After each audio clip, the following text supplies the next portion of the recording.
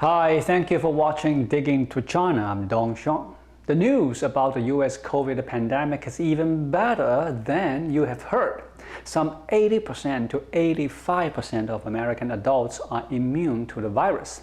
More than 60% have received at least one vaccine dose, and of those who haven't, roughly half have natural immunity from prior infection. There is ample scientific evidence that natural immunity is effective and durable, and the public health leaders should pay it heed. Only around 10% of Americans have had confirmed positive COVID tests, but 4 to 6 times as many have likely had the infection. A February study in Nature used antibody screens in late summer 2020 to estimate there had been 7 times as many actual cases as confirmed cases.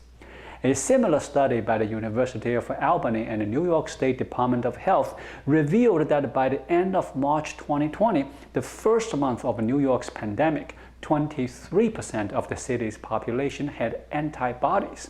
That share necessarily increased as the pandemic spread. The contribution of natural immunity should speed up the timeline for returning fully to normal.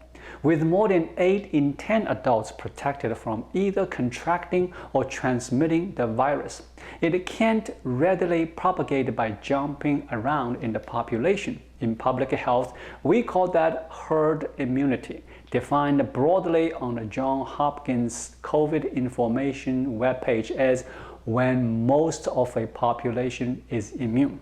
It's not eradication, but it's powerful. Without accounting for natural immunity, we are far from Anthony Fauci's stated target of 70% to 85% of the population becoming immune through full vaccination. But the effect of natural immunity is all around us. The plummeting case numbers in late April and May weren't the result of vaccination alone, and they came amid a loosening of both restrictions and behavior. In Los Angeles, 45% of city residents were found to have antibodies in February. Once vaccines were introduced, the 7-day average of daily COVID cases fell from a peak of more than 15,000 on January 11 to 253 4 months later, even as people became more mobile. That sharp decline, which came far faster than health officials expected, can be accounted for by vaccination rates, which were below 50% during that time. Natural immunity is durable. Researchers from Washington University in St. Louis reported last month that 11 months after a mild infection, immune cells were still capable of producing protective antibodies. The authors concluded that prior COVID infection induces a robust and long-lived humoral immune response, leading some scientists to suggest that natural immunity is probably lifelong. Because infection began months earlier than vaccination, we have more follow-up data on the duration of natural immunity than on vaccinated immunity. Washington University's lab findings are consistent with physicians' bedside observations. After treating COVID for 16 months, we haven't seen significant incidents of reinfection. In Italy, no reinfection clusters have been observed. In the large study from Denmark, less than 0.7% of people who tested positive for COVID, including those who were asymptomatic, ever tested positive again. A breakthrough infection rate similar to that of vaccines. These numbers are especially low considering the sensitivity of COVID PCR tests, which can sometimes detect a single viral particle in a blood sample. It often takes thousands to make you sick. Skeptics of natural immunity pointed to Manaus, capital of the Brazilian state of Amazonas, where reports in January suggested a wave of reinfections despite herd immunity. But the initial estimate of those infected was incorrect because it was based on antibody testing among those who donated convalescent plasma. an unrepresentative subgroup of the population. A follow-up study debunked the reinfection hypothesis and found only 3 confirmed reinfections in the entire state, whose population exceeds 4 million.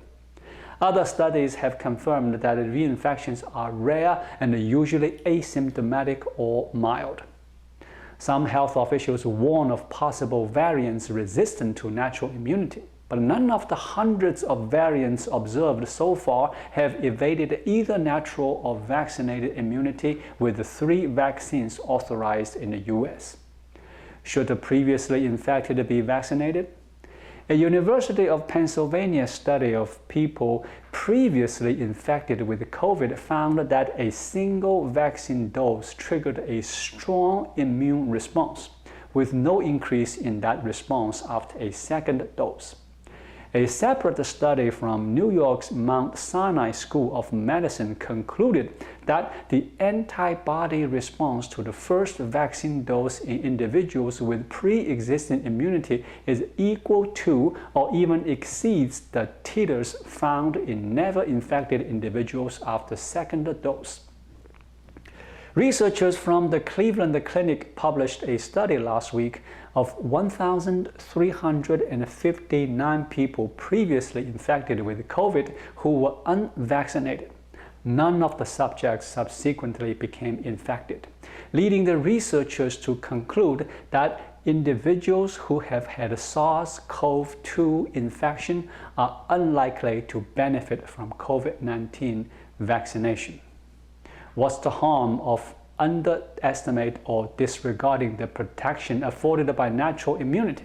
It almost certainly cost American lives by misallocating vaccine doses earlier this year, and is still doing so in countries where COVID is prevalent and the shots are scarce. It continues to delay full reopening and prolongs the state of fear that has many people wearing masks even when there is no mandate or reason to do so. Dr. Fauci said last August 13 that when you have fewer than 10 cases per 100,000, you should be able to open up safely and clearly. The US reached that point in mid-May. It's time to stop the fear-mongering and level with the public about incredible capabilities of both modern medicine research and the human body's immune system. Thank you for watching. Please leave a comment and subscribe to my channel. Just click the subscribe button right here. I'll see you again shortly.